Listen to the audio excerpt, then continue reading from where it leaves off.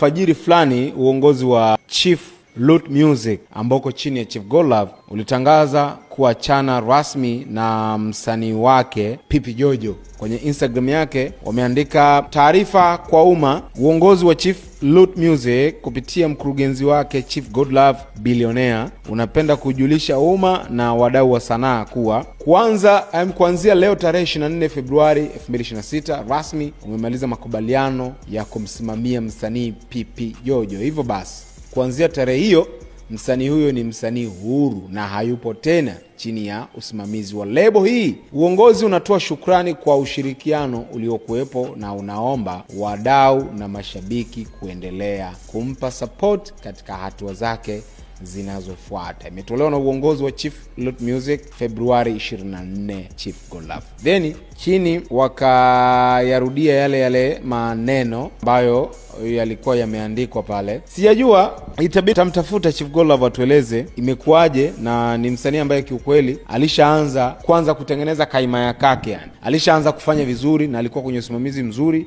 Uwekezaji ambao ulikuwa unafanyika ulikuwa ni mzuri.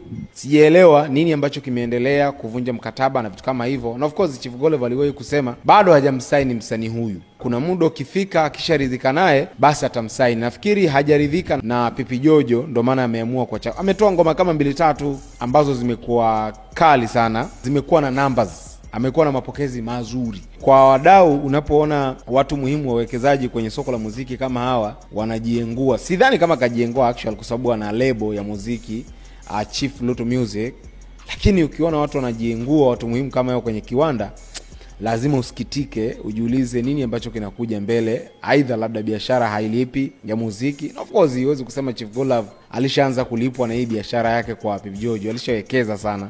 Sasa sijui ule uwekezaji wake wote kwa nini kaamua kuishia katikati, kaamua kupata hasara na vitu kama hivyo. I don't know. Ndio maana nimesema nimeamua ni ripoti kwanza, then nitampigia Chief Godlove ajaribu kutupa nini ambacho kimetokea mpaka kuachana na msanii wake.